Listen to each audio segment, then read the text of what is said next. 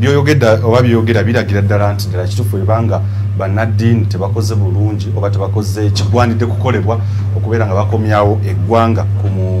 ku kosa entuufu. Essaawa eno ekibuzo kiri nti kiki kye tusobola okukola okulaba nga omulokozi ku lunaku luno olwa Christmas obigenda maaso mu ggwanga ddala kituufu azaalibwa mu mitima gyaffe. Number 1, yali nsobi bannaddiini okulowoozesa abantu nti Katonda asangibwa mu masinzizo mokka. Ti era omuntu bw'aba tagenze mu ssinzizo aba tasinkanye Katonda. Ti era omuntu bw'aba tagenze ku Sunday oba ku Lwamukaaga oba ku Friday mu ssinzizo kitegeeza nti oyo mukafiiri. Right from the outset abantu bandibadde bayigirizibwa okukwata amateeka nga bwe gawandiikibwa mu byawandiikibwa. Naye tebakibakkiriza. Bayibuli bagibasomera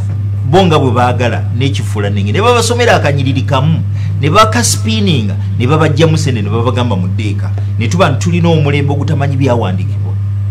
Omusumba bw'ayogera Katonda yaba ayogedde, ne bw'aloota ne bw'apanga ne bw'ayiiya omutasobola kwawula wakati wa Katonda kyayogedde ne omuntu kyeyeyogeredde ku lulwe. Olwokubanga twava ku musingi gwa Bayibuli, twava ku musingi gw'ebyawandiikibwa, katuwuliriza ziyirimu ez'abantu zibye boogedde. Mukama yandaze, Mukama yandoosezza, Mukama yambikkulidde. Kati olw'okuba tutambulira ku kubikkulirwa, tutambulira ku kuloota, tutambulirwa ku kwolesebwa okw'abantu tetukyatambulira ku byawandiikibwa, y'ensonga lwaki tulina obuzibu. Mu mbeera efaanana bw'etyo nga tulina confusion all over, ebintu bitabanguse, twetaaga okuddayo ku drawing board. Drawing board kye ki? Bw'otambula mu kkubo n'otuuka w'ototegeera, kitegeeza buuza. Bw'oba tolina gw'obuuza ng'oli confused, dda gy'ova, dda gye wava, ojja kutuuka ku point w'osinga okutegeera, then ogambe nali njagala kulaga wano. Nga Christians, besisi yaffe kwe tulina okutambulira bye byawandiikibwa biri mu Bayibuli. Bw'obanga Christian tosobola kusoma Bayibuli kugyetegeerera ng'okyalowooleza mu Katonda w'ekkanisa institutional, Katonda ow'omusumba individual, nga tosobola kwezuulira Katonda wo abeere personal ng'ebyawandiikibwa bwe bigamba, kitegeeza nti omulembe ojja kubula. Kyova olaba tulina bangi nnyo abeete abagula obuyongeza. Ono yalabye kitono bagula n'ebyalo akayongeza n'oli najja n'agula wano n'agula ne wali n'agula ne wali. Ono neiba n'agaana omugula n'aga nti oba oganyi kankugule enkwetoloze n'atuuka n'amufunza. Gwe yali ayagala ogula n'asigala wakati n'aga nti kati nkoze ntya, n'agana akati nti ekkubo lyonna alimusibidde era amaliza mukazi watto oba musajja wataga nti mpaamu zompa. Eyali amuwa obukadde 10 ng'amugamba nja kuwa 5 kuba sikyetaagawo, bw'oba oyagala beerawo. Ekyo gy'emitima gye tulina, that indifference. Lwaki kiri bwe kityo? Bayibuli ate ekyo ekivumirira okubeera nti osobola okutulugunya abantu, ng'ate Bayibuli etugamba mu kitabo ky'Engere essula ya 3:8, yimirira n'abanyigirizibwa, yimirira n'abanafu, lwanirira abatalina ddoboozi. Bannaddiini ekyo baakivaako. Basirika when things are going wrong, basirika ng'ebintu bisoba, basirika ng'abantu babbibwa, basirika ng'eggwanga lisaanawo, basirika ng'abantu battibwa basibibwa olw'awatali nsonga, basirika ng'omuntu bamuyunzeeko kikeesi nabo bakimanyi kiyunge naye ate ne bapraise ng'akimuyunzeeko, basirika kubanga ba beneficiaries mu bikolobero ebikolebwa. Tudde ku byawandiikibwa. Yesu Kristo bw'abanga ddala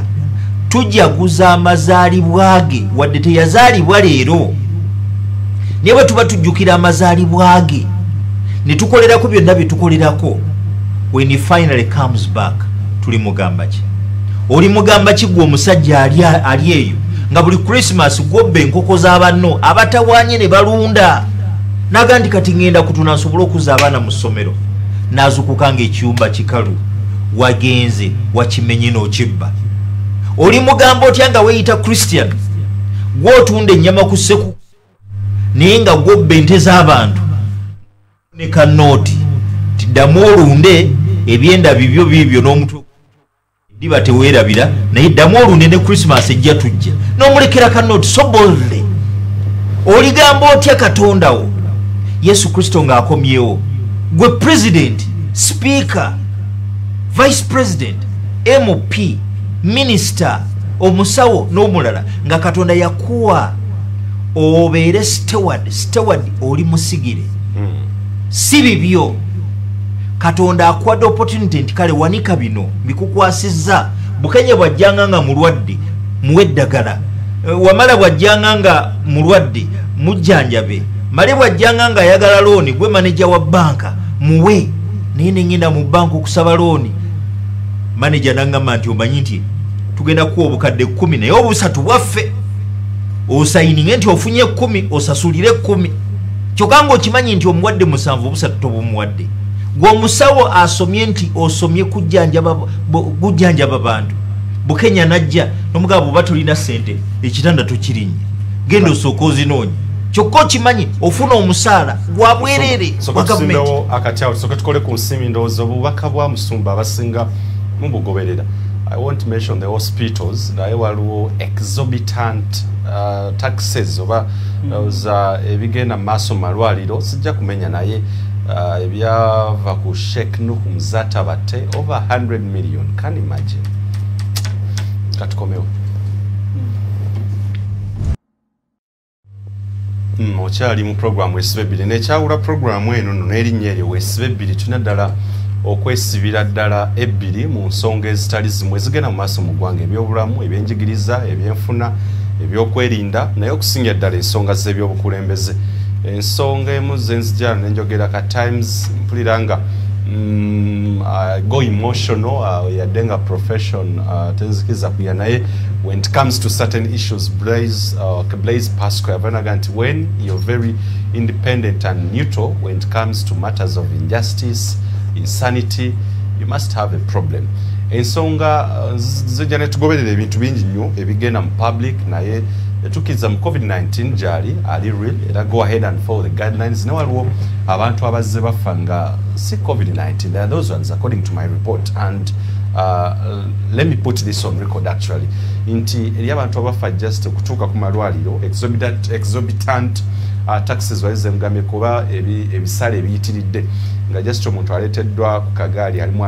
agudde ku accident ava mu scientific nenga abasawo ne bagamba omukwatako ne bagamba consultation fee mitwalo 10 what I still consulting nga ddala kifo omuntu omulaba so it loses meaning nenga nsikiza ministry y'ebyobulamu ebintu bino ebimanyi permanent secretary Dana Atwini Dr. Jen Luther Acheng nzikiriza ebintu emubimanyi ekintu ekyavaako Sheikh Nuhu Zibatabudde kyagula bangi kyangera okutugula sibwe bwali gusoose Moses Radio Sekibogo we yafa wano case clinic a lot of money zagenda and Muzata kitegeza kigambibwa nti over 100 million just zayika and up to now we are not yet actually confirmed or very confident kujala kitufu kiki kyeyafa. This is actually insanity nti nga tuli mu bintu bino oyinza okwebuza kiki ekyagwa mu ggwanga Uganda erigamba nti kulwa Katonda n'ensi yange nkyalina Musumba Moses Solomon mayina Grace Kenya Musumba wadde na direction gy'okuteera njagala ogende ddala o taking that path kubigenda maaso mu ggwanga for all these years era ojja kumpa ekyokusalira amagezi watutusalide tutya amagezi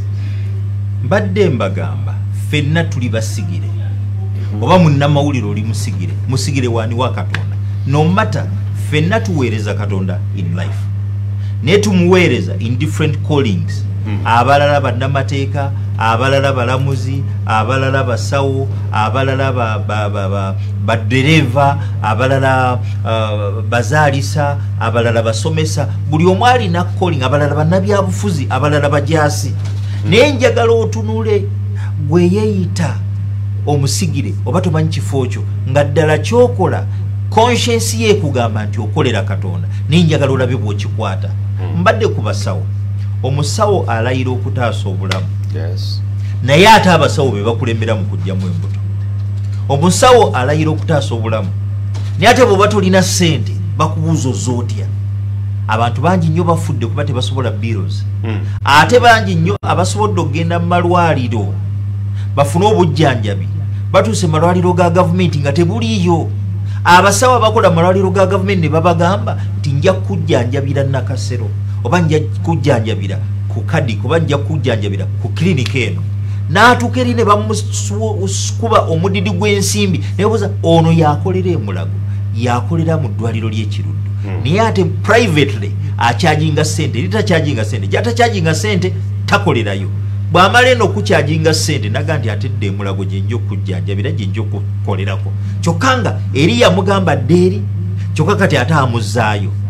bangi nnyo be batazizaayo ezo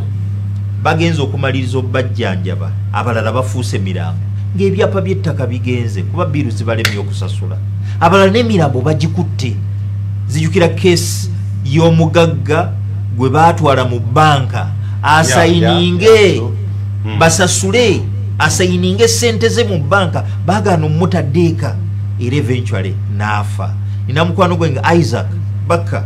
mukyala we bamukwatira ku kitanda Namirembe ti ssente zibuze amala kuzisasula. This is a mission hospital bamukwatirayo obuntu buli luddawa enseri luddawa olina okutawa tufu nti nga tuli ku lunaku luno olw'okujjukira amazaalibwa ga Yesu Kristo eriyo missionary hospitals zetumanyi very good. You may not mention the names naye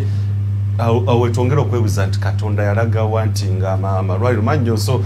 okusaga ku name calling naye ekyo nakyo kyongera okulaga ddala kituufu oba bunnanfusi oba ekugwamu ensa bagwamu tuweddemu ensa ne Katonda yennyini actually Katonda tumufudde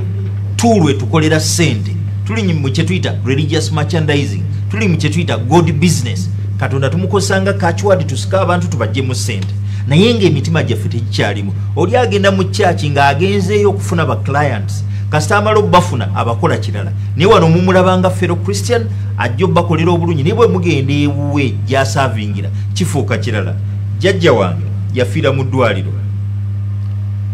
yalwala ng'atuuse ku point ne bamuteekako oxygen agenda okufa okumuziika nga biiru gye babanja ekyapa ky'ettaka kirina okugenda mukwano gwa muwala wange bwe basoma bonna ewankata ne Naalinnya maama we bwe yafa yafiira wano Nakasero agenda okumaliriza ekyapa baakikwata baagamba tebabawa mulambo muwala wange ne banne bagezaako okusonda ssente zibalemye ttaka ligeze abantu bannyo babatutteko amataka naye nga amataka bagatwala ku mirambo. Where is humanity? Nakasero hospital where is humanity? Obuntu bwaddawa? Where is love? Where is care? Yesu yawaayo obulamu bwe for us n'afiira ku musaalaba for us n'asacrificinga everything for us. Yesu Kristo yatambuza ebigere bannaddiini baleero bw'obatunulira obulamu bwabwe lavish lifestyle tosobola nagamba nti bano baweereza ba Yesu era bw'oyogera ku kye bandibadde bagamba nti weebuuza Yesu Kristo ku byonna bye yalina yanditambuza ebigere yandyewoze akabalaasi oba ka colt akalogoyi agenda akatambulireko ng'agenda mu triumphant entry mu Jerusalem yandibadde nga the only thing he has ng'ava mu bulamu bwansi eno kyambalo kye baalwanira kye baakubira akalulu. Yesu Kristo omulokozi nga byonna bibye ensa yaddawa obuntu bwaddawa gwe ntunula ebintu ebyo neŋŋamba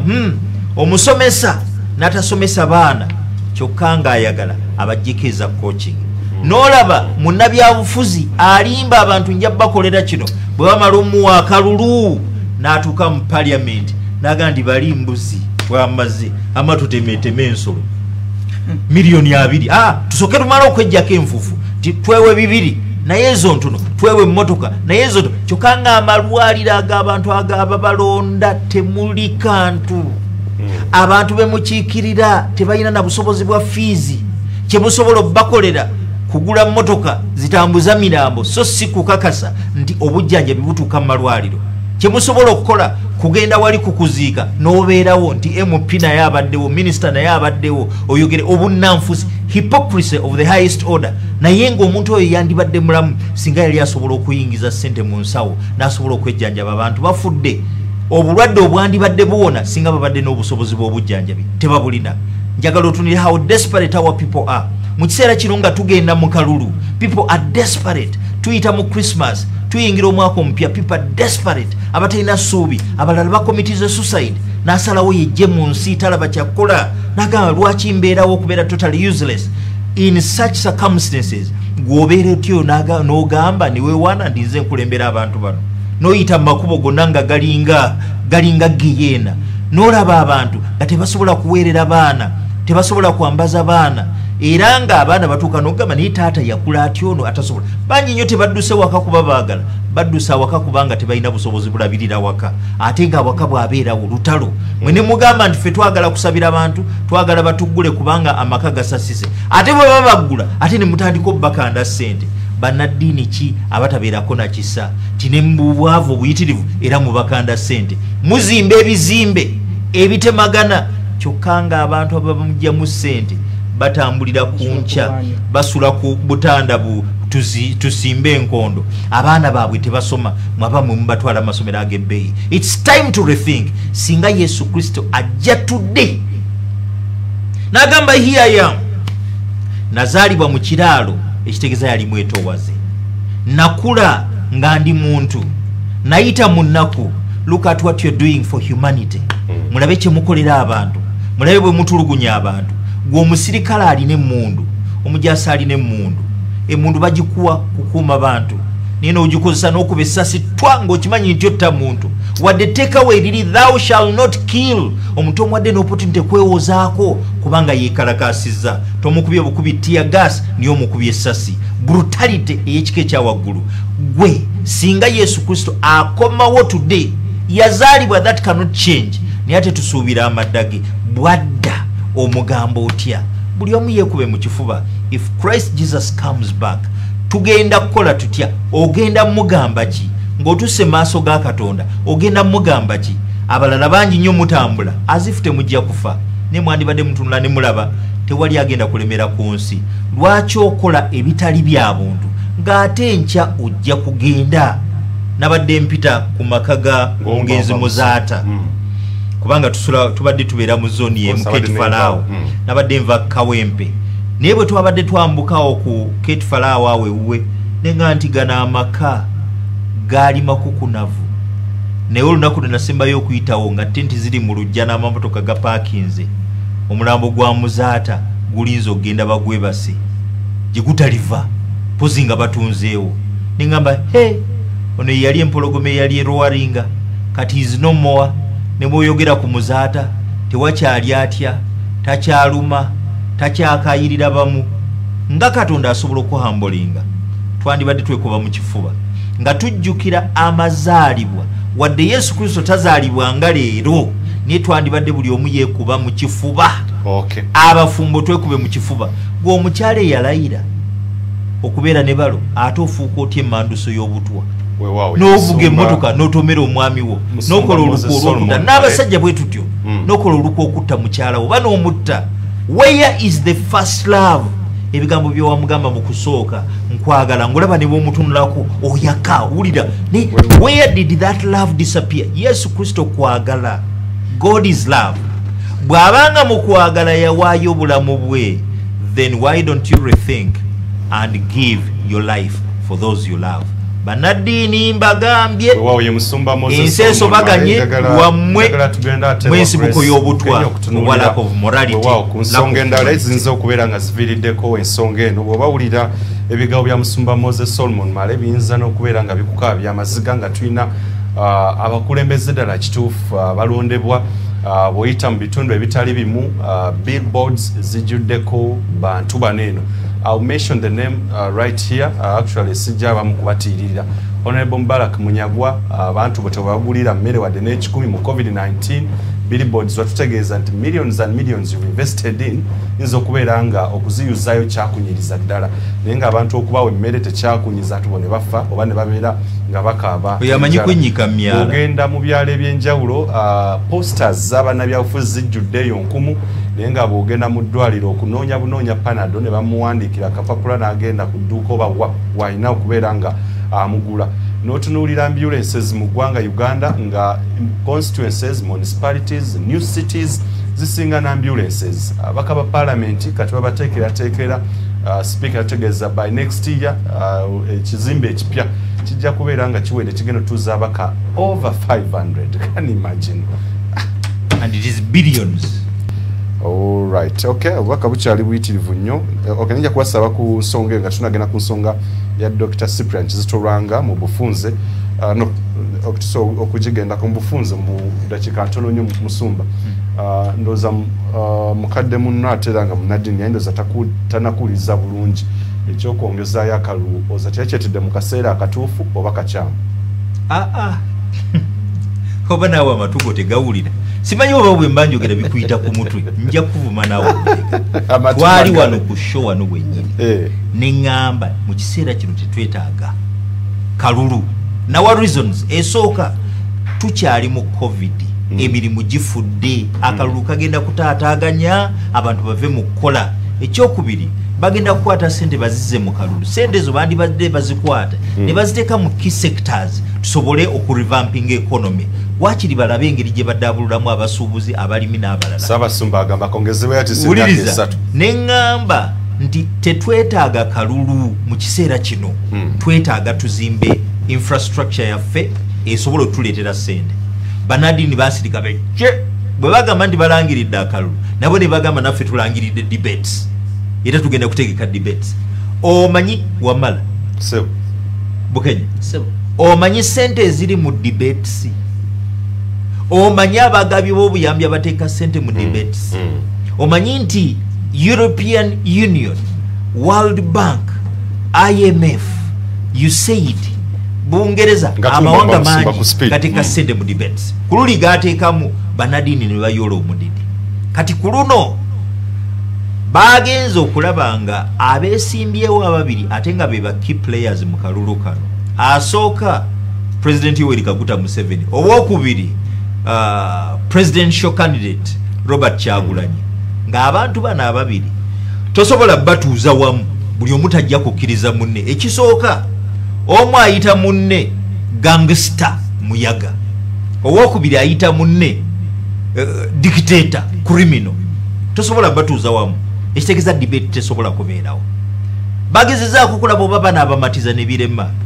ko ba donors tetujja bawa sente kuba eyo debate tetugisuubira kubeera successful tejja kubaawo tetusobola kutegeka debate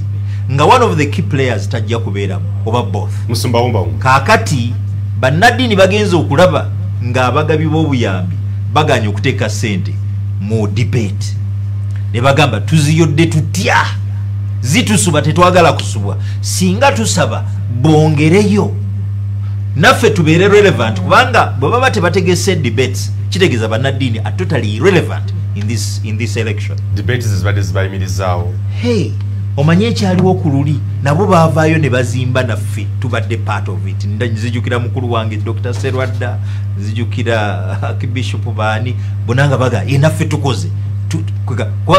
bawererebwa prominence kakati nga tewali debate tebalina contribution gye bagenda kukola so one olw'okubanga bali irrelevant tebagadde kubeera irrelevant kyova olaba bagamba kwongezebweyo ekyokubiri olw'okubanga sente omudidi gw'ensimbi gwe babadde basuubira guganya okujja bagamba singa bongezayo at least ne tutegeka tujja guli oguwera jjukira nti interreligious council buli election babadde bakola ku kyetuyita sensitization nti basomesa abantu era nga sente bazibali ensonga zavudde mu UGCC the Uganda Joint Christian whatever UGCC ye yasookawo ne bakola enennene era UGCC kati naye eri wansi w'eri interreligious council n'olwekyo byonna mbitegeera kati kiri bwe kiti ti olw'okuba babamye ssente teziriiwo kati basaba nti olaba batuuka okugamba nti balumwa nti covid yatta abantu singa bagambye nti olwa covid ono ayitiridde n'akalulu nga katambuza covid naffe tusazeewo tusaspendinge okugulawo amasinzizo